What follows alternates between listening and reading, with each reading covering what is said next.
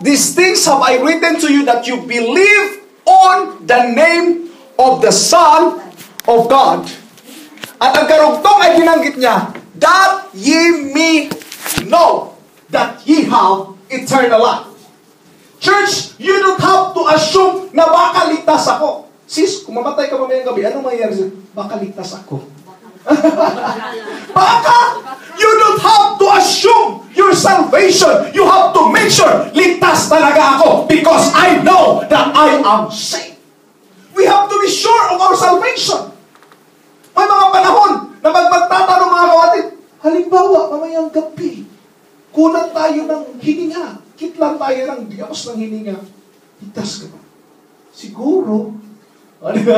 Siguro. We are not so sure of what will happen to our life.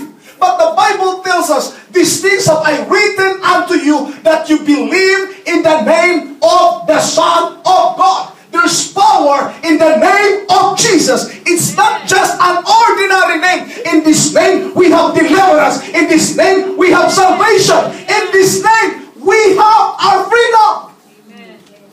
But people, sad to say, misuse the name of God. Kaya nga sinabi po ng Bible, do not use the name of God in vain. Bakit? Nadapa lang Jesus. Diba? O di kaya,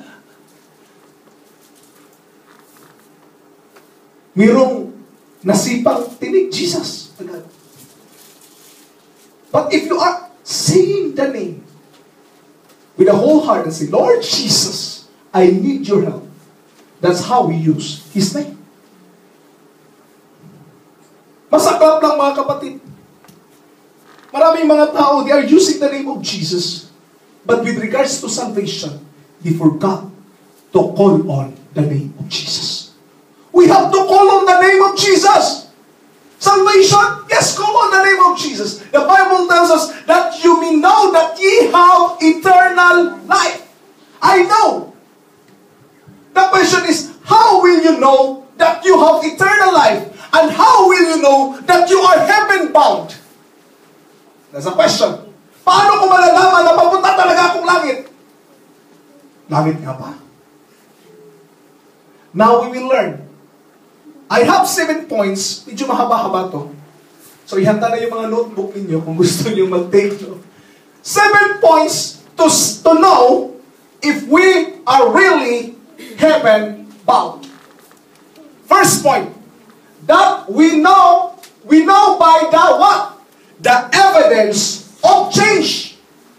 People will say, I know that I am saved because I have seen the changes in my life. Don't wonder mga kapatid kung pasigaw pa rin ako mga kapatid sa pangangarap kasi kahit kukunti tayo. Because I want to give emphasis on the Word of God. At ayaw ko mga kapatid na mangaral sa araw na ito.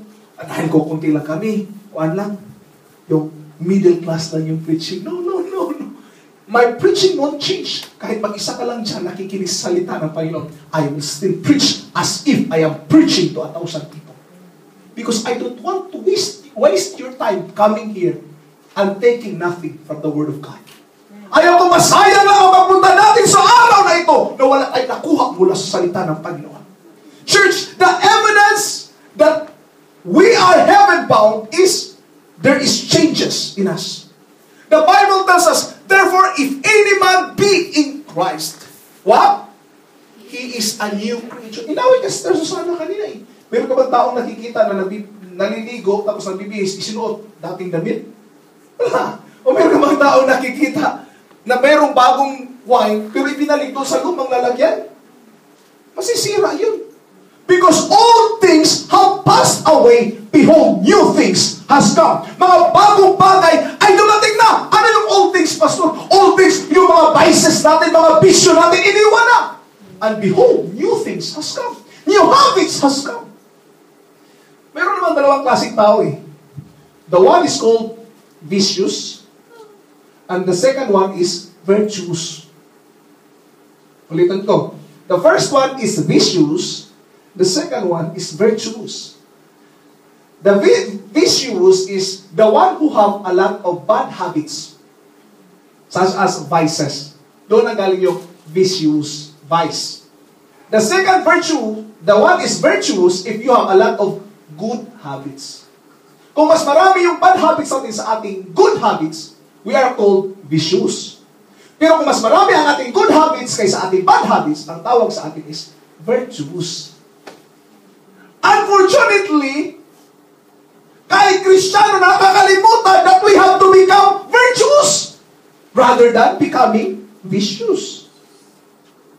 Ano yung bad habits, Pastor? Marami. Pag sinabi natin yung isang tao vicious, alam natin kung ano, di ba? At vicious yan siya. But we have to let go of our old nature and have the new creature. We have this new appetite for things.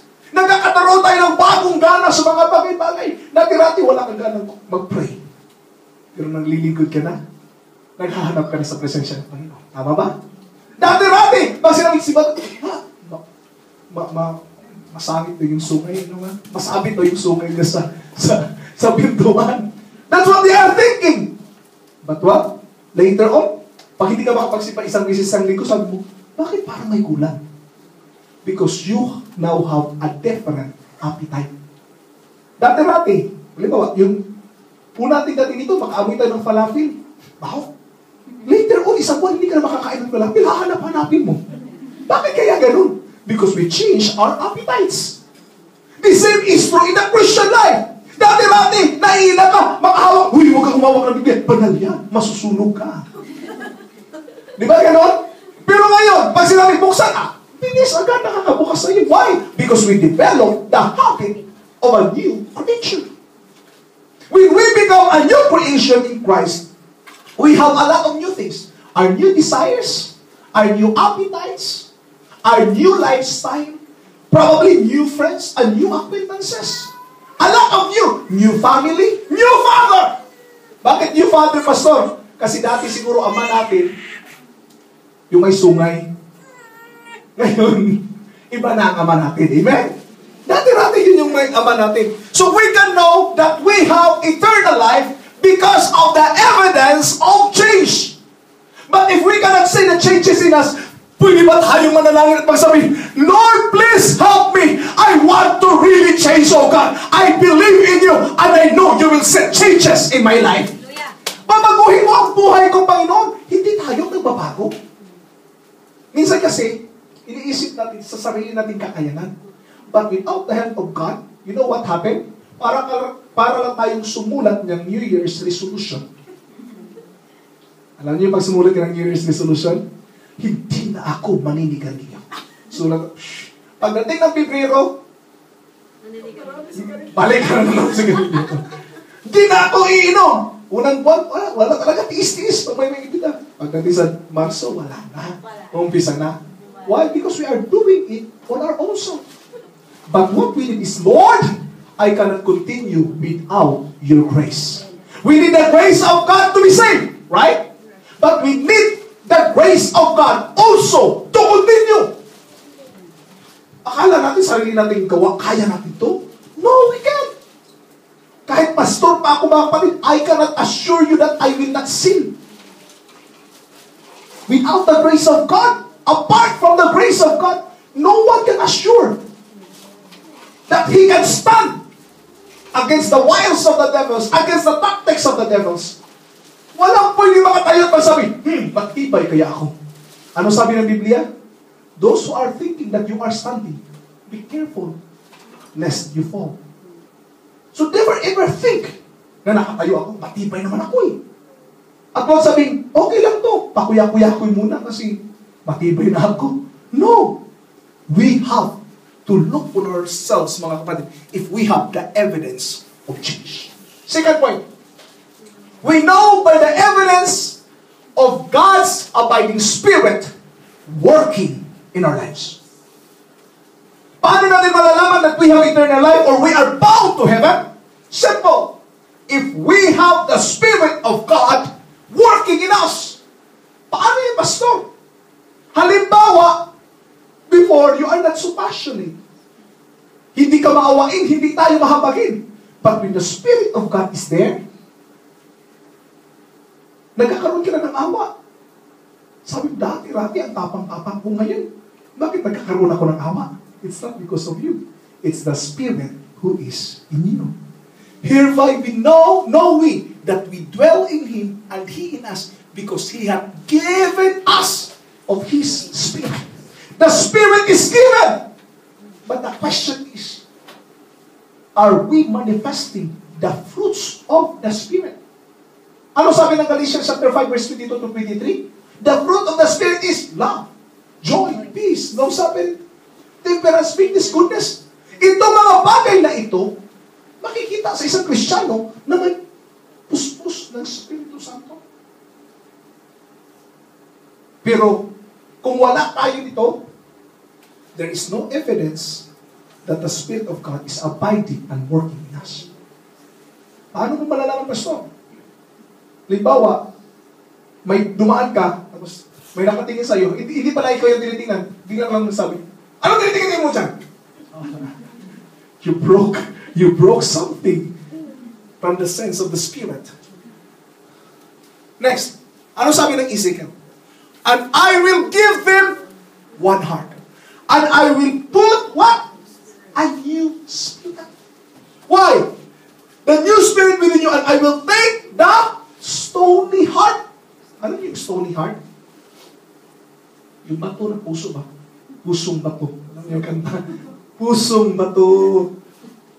Stony heart out of their flesh. Ang sinabi niya, and I will give them an heart of flesh. Paano naging pusong bato, Pastor? We defeat, even though there's a presence of God, kita nararamdaman ng presensya ng Diyos, hindi ako matitinag, hindi ako iiyak, matibay ako. That is what we call the stony heart. We are keep on resisting on the presence of God. Kahit tayo iiyak, pigil, why? Because you are afraid na mapapaya ka, baka lumubo yung sikon mo. Doon ka natatakot eh. Matanggal yung makeup kaya o masira yung maskara. We are so afraid of those things because we want to please people, but we forget to please God. Most of the time, we are pleasing people. Do you know how? When you look sa salamin, anong iniisip mo? Baka anong masasabi nila ito sa suot ko? Nila, sa sinusuot ko. Napansin niyo ba yan? Hindi ka nagkukuha na, wow, gusto ko to. Minsan, pagsuot natin, ay, baka nung sabihin nila, alam, may butas pala dito. O, di ba? Minsan, huwag tayo, kasi may butas eh. Bakit? Baka nung sabihin nila, baka wala talaga tayong pera. Because we are concerned with other people. And did you know what? This is what we call being conformity to the world. Being conformity to this trend.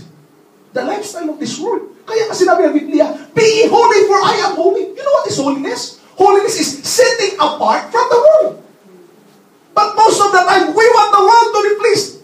Kailangan yung kilay ko medyo mataas yan. Dapat kurbahan ko na konti para ma-attract naman. Para hindi naman ako sabing losyang. Diba? Yan naman na siniisip natin. Losyang. No. You're not pleasing God.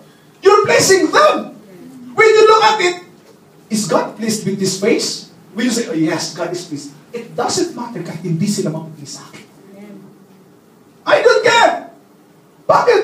Sino ba nagpo-provide sa pangangailangan ko? Sila? It's my God.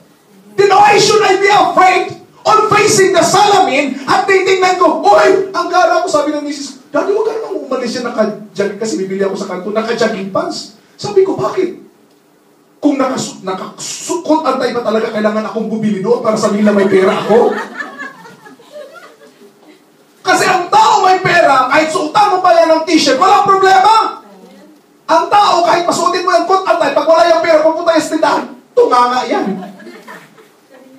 Did you know that Mark Zuckerberg, ang owner ng Facebook na ginagamit natin, mas elegante pa yung suot mo ngayon kaysa isuot niya ngayong araw na ito. Alam niyo bakit?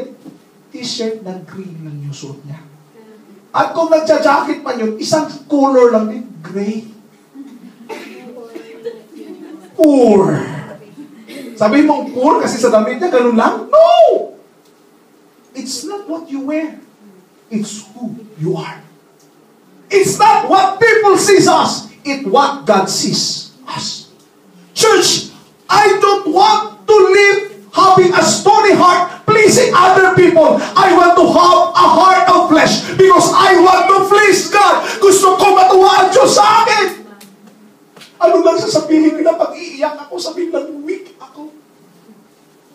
Di ba? Minsan nag-iisip tayo. Sinabi sa akin ni Pastor noong Friday. Kay Sister El pala. Emily, teach Maxwell that it's not bad to cry. And he's right. Hindi masamang umiyak. Umiyak na tayo sa telenovela, sa presensya pa ng Panginoon. Hindi. Di ba?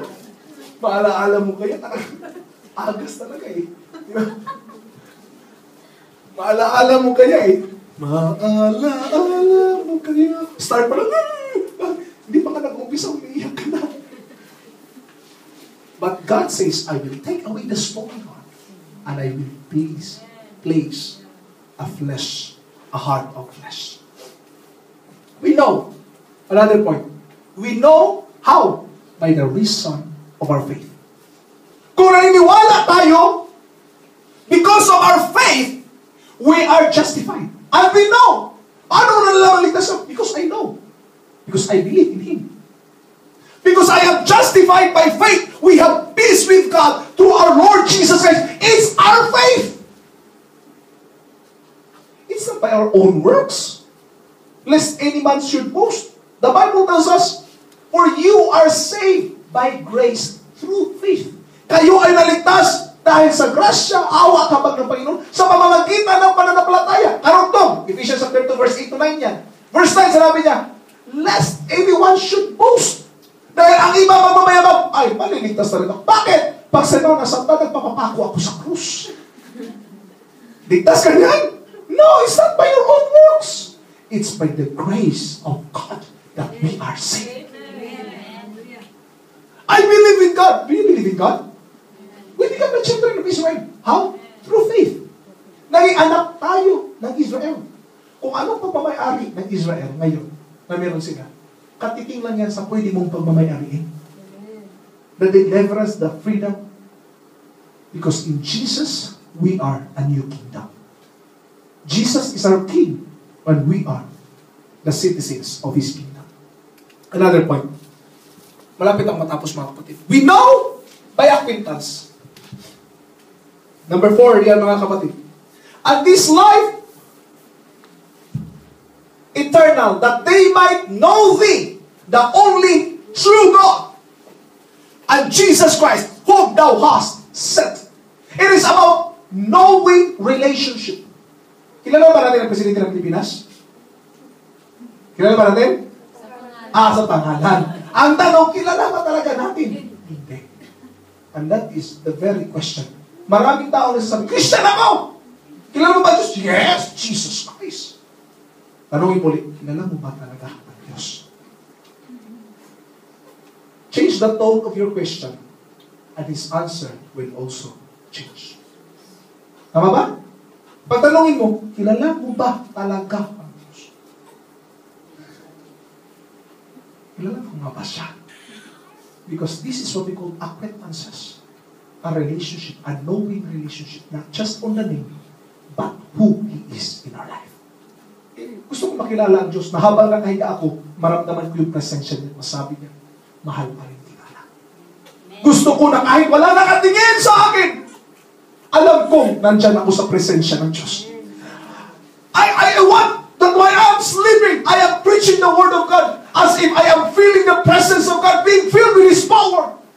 And I don't care kung may nakikinig sa akin kasi natutulog ako habang nangangaral. But what is important is I feel His presence strongly. That is what we call acquaintances. We have to know God. Know Him personally. Not just on the name. Maaaring kilala mo siya sa lahat ng pangalan from Genesis to Revelation. Lord, you are the Creator in Genesis. You are the Deliverer in Exodus. You are the High Priest in Leviticus. From Genesis to Revelation. You are the bread. ABCD ka na. You are the Alpha and Omega. The B, the bread of life. The C, the comforter. You are the D, the deliverer. Na-memorize mo from A to Z.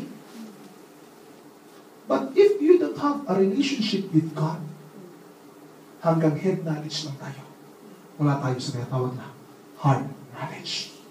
We have to know God deeper before. It's not about religion, mga kapatid. Kalimutan nyo yung religion. Ano kayo? Pentecostal. No, kalimutan mo yan! You have to understand our relationship with God! Bitbit tayo ng bitbit ah. Pray yun.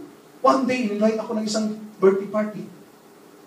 Merong isang sinabi niya sa akin, inom? No, I'm a Christian. Christian ka pala, inom.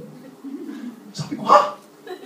And that is my first time to attend such kind of event, a birthday party, na sinabi ako, dahil Christian ka, uminom ka. O yung isang bata, inom ka? Hindi ako inom. Bakit? Muslim ako. Sabi mo na isang bata. Ikaw, bakit ka uminom? Ano ka ba? Muslim. O bakit ka uminom? Muslim ka pala. Sabi ng bata. Ako personal, sabi ko, ano ba talaga? Naguguluhan ako. Ano ba? So tinanong ko, ano ba talaga pala ang tunay na Christian dito? Pag sinabi na palang Christian dito, umiinom ka, naninigarilyo ka. Yun ang pagkakainom. Oh. Ibig sabihin, malaya ka. You are liberated. Yun pala yung description nila ng Christian. Sinabi ko, Mister, I am a true Christian. Not just any Christian. Church, kalimutan natin yung mga pangalan-pangalan. Kasi they have the different perspective of Christian eh. But how about our relationship with God? Yun ang tanong.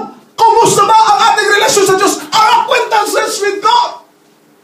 Kahit magsabi pa tayo, I am a Christian, but if we don't have an acquaintance with God, if we don't have a relationship with God, all of your confession of your words na Kristiyano ako ay walang kabuluhan ng lahat. Isang tabi mo yan kapatid. Kaya kailangan natin ay relasyon sa Diyos. That's all we need. Nakakaasar lang minsan kasi. You're a Christian. Good. Siguro yun. Hindi. Iba. Another point. We know that we are heaven-bound because of the testimony of the Word of God. Verily, verily, I say unto you, he that heareth my word, and believeth on him that sent me, hath everlasting life, and shall not come into condemnation, but is passed from death to life. Anong sabi? Verily, I say unto you, he that heareth my word. Kaya mapalag ka na nandito ka, dahil nakakakinig ka, kapatid. Because faith cometh by hearing, and hearing by the word of God. Nagkakaroon tayo ng pananampalataya nung narinig natin ang salita ng Panginoon. And because of that, the Bible tells us, I believe on him that sent me, have everlasting life, and shall not come into condemnation.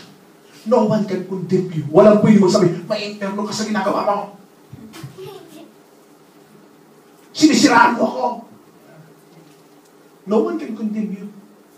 But church ka pa, hindi ka naman nagbago. Yan na parinig ba ka na kanya? Pasimba-simba ka pa. Hindi naman nagbago yung buhay mo. Sabihin mo, hindi pa tapos ang Lord sa akin. Hindi pa tapos ang Lord sa akin. I am going there. I am heaven bound. Papunta na ako doon! Don't worry, papunta na ako doon.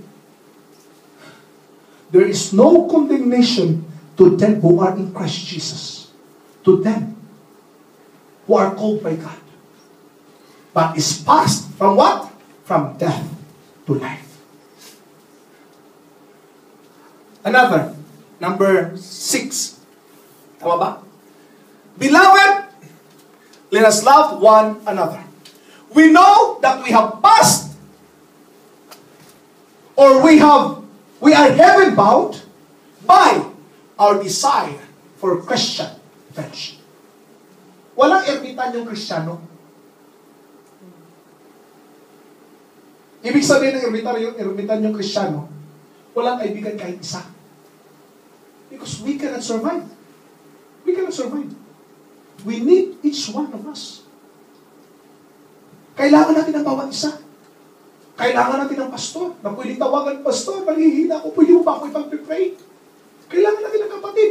Walang pwede magsabing malakas tayo. Kahit si pastor din po ay nanghihina. Kaya po umuwi ako sa Pilipinas para umatid ng mga conferences for me to be strengthened. Kasi magiging pastor man din ay nanghihina. Sinabi ng Bible, Beloved, let us love one another, for God, love is of God, and everyone that loveth is born of God, and knoweth God. Church, love is not an emotion. Maraming galit sa akin yan eh. Sinabi ko yung love is not an emotion. Eh ano ngayon ang love? It's a decision. Pastor, parang lumalabo yata eh. Paano mo sasabihin it's a decision? Kung emotion pa ang love, bakit sinabi ni Jesus Christ? Love your enemies. Do you feel to love your enemies? Hindi. Hindi. It's not emotion, right? It's not part of your being. Ayoko mahalin yung taong yan. Kaaway ko yan eh. But it's a decision. Jesus said, love your enemies. You have to decide to love despite of magkaaway tayo.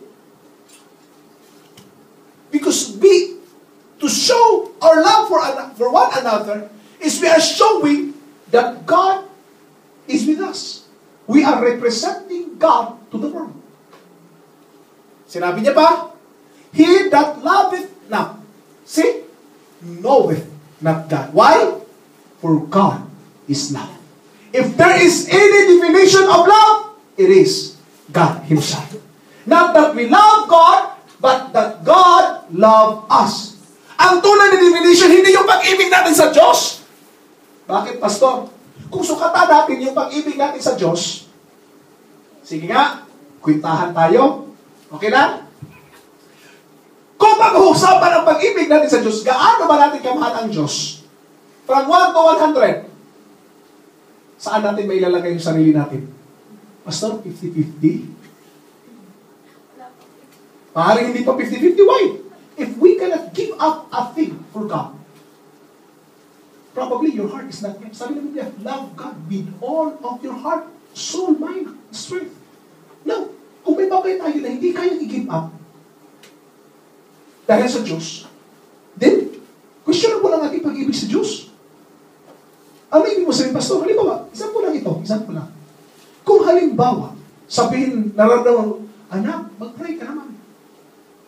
Mamaya naman, mag-Facebook muna ako. Naubos yung panahon ko ka-Facebook, wala ng prayer. Example lang yan, ha?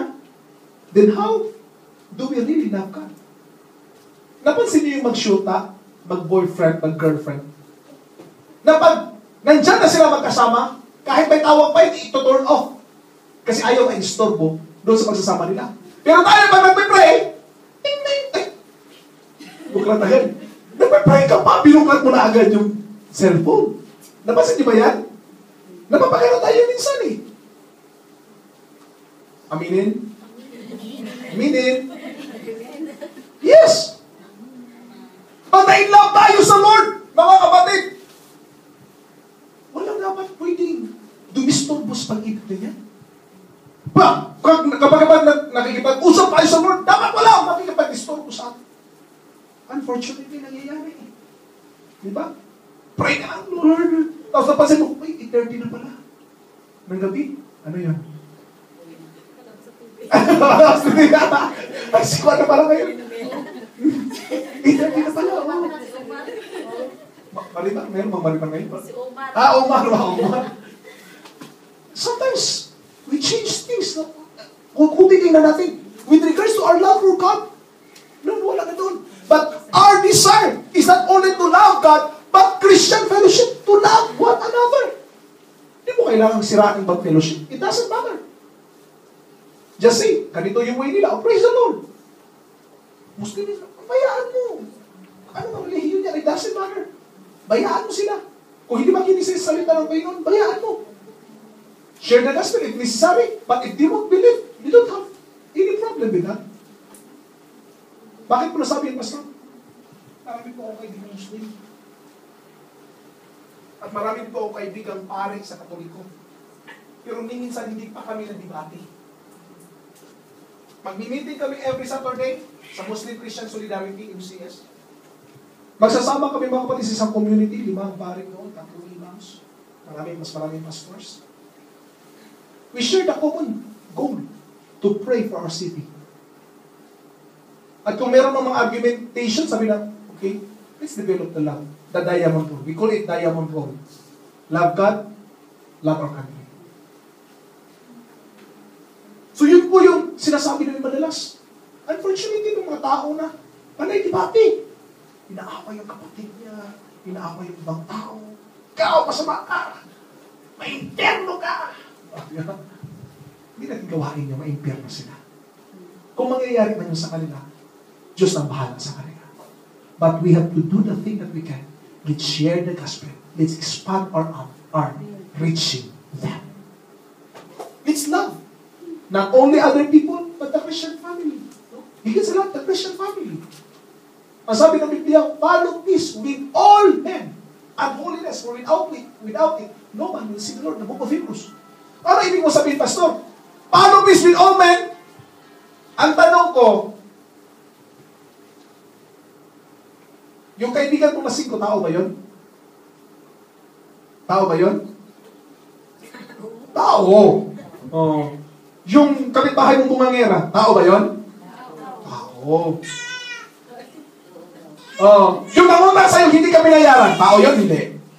Tao pa rin yun. Ang sabi nun, follow peace with all men. If you follow peace with all men, it doesn't matter sino sila. Peace with all men. Mahirap Pastor para maging Kristyano? Mahirap ba? But actually, it's not because of what we can do. It's because of God in our hearts. Hindi sa dahil kaya natin gawin, hindi dahil sa ability natin. It's because of God working in us. Jesus is the inside, working on the outside. Oh, what a change in my life. Jesus is the inside, working on the outside. Oh, what a change in my life. There's a change in our life if we will just allow Jesus Christ to move in our hearts.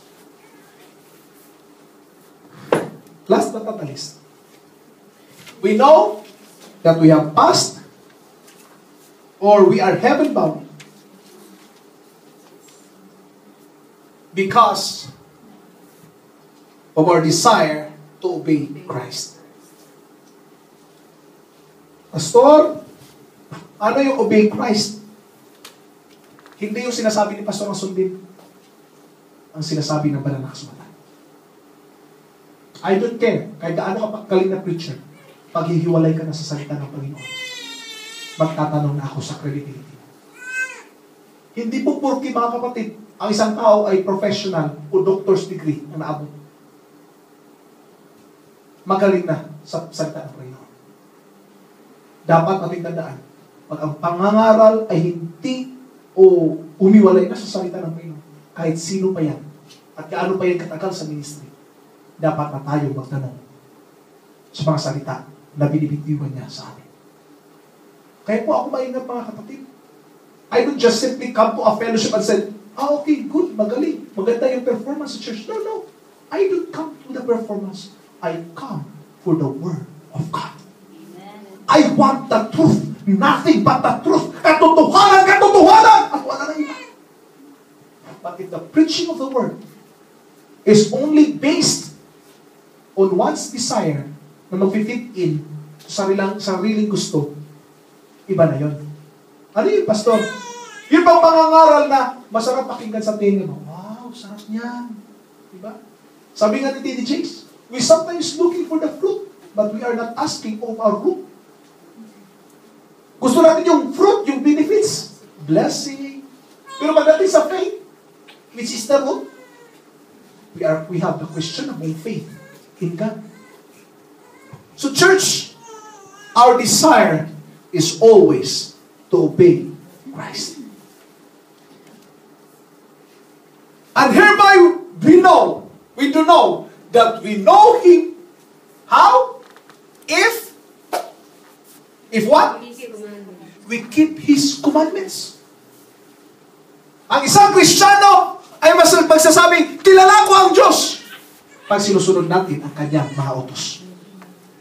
Siya na nagsasabing, kilala ko siya. Subalit, hindi naman, mga kapatid, tinatago ang salita ng Diyos ay sinungaling at ang katotohanan ay wala sa Kanya. Subalit sino man na inaaruga,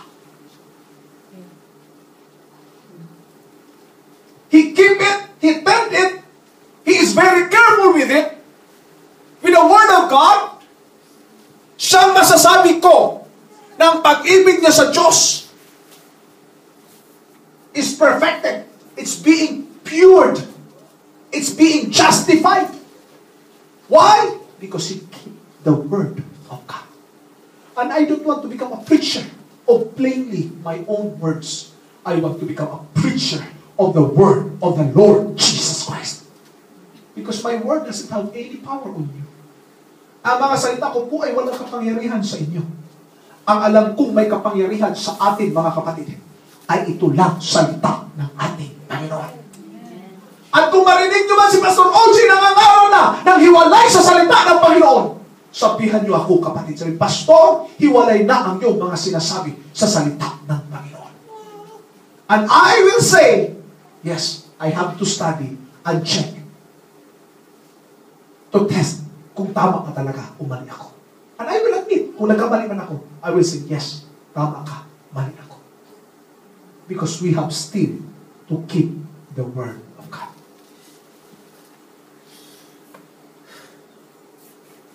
Church, before I begin, I want to challenge you. You don't have just to assume that you are saved. You have to know that you are saved. Our desire to obey Christ becomes an evidence. Ang sabi ng Bible, he that hath my commandments and keepeth them, it is he that loves me. Gusto ba natin ibigin ng Diyos? Gusto ba natin ma-love sa Diyos day by day? Then keep the Word of God. And we know that we really love Him because we keep His commandments. Medyo nagwala yung anak ko. Today, mga kapatid, I want to bless you. I want to challenge you. You don't have just to know. You have to be very careful of the salvation that we have received from God. And don't just assume. You have to know. Last point. Now you know that you have eternal life. I already mentioned a while ago the 7 points that I've shared to you. And you need to know, not just assume. Ngayon alam mo na ang salita ng Panginoon. Will you just remain and say, okay? Or will you say, Amen, Lord. Amen. Amen. Hallelujah. Shall we all stand together? Thank you, Jesus. Thank you, Jesus.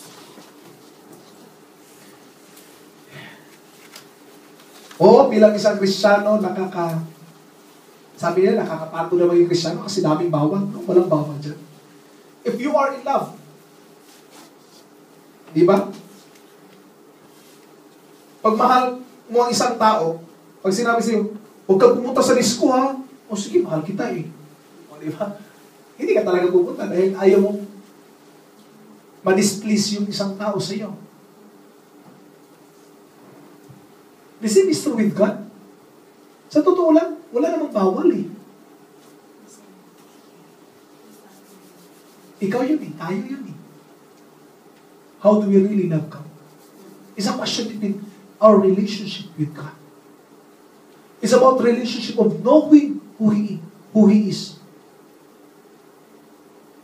I want to know God to the depths of my heart. Hindi sapat para sa akin maging isang pastor.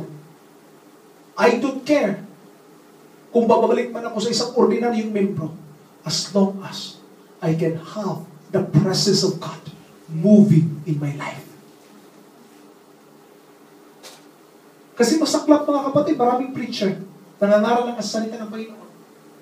But still, their relationship with God is too far. But I am challenging you today you have to know that you are heaven-bound. How? Through the criteria that I have given to you. Through your desire to obey Christ. Pastor, ang dami nun, Pastor, wala akong maalala. Isa na lang ang pwede tingnan lahat. Ang tanong na nagsasabi, mahal mo ba ang Diyos? Mahal mo ba ang Diyos? I want to welcome you in this altar. Maaaring hindi man siguro makapag. Hindi pa sa tayo makapag. I want to welcome you in this altar. And I want to challenge you to believe in the Lord Jesus. I want to challenge you once again that you have to come to Him and say, Lord, narinig ko yung pangangaral ni Pastor OG. But I don't want, oh God, na masayang lang itong araw na ito para sa akin. What I want you to understand, mga kapatid, this church is your church. Don't ever think, Pastor, bisita naman ako. Kalimutan mo yan, kapatid. Consider your relationship with God. There is no string attached between us here. No, walang string attached sa atin dito. You can come here, bisita ka man o hindi, you can come here. There's no string attached between us. The string should be you and our God. Yun ang magkakaiba, mga kapatid. Ikaw at ang ating Diyos. And as I welcome you in this altar,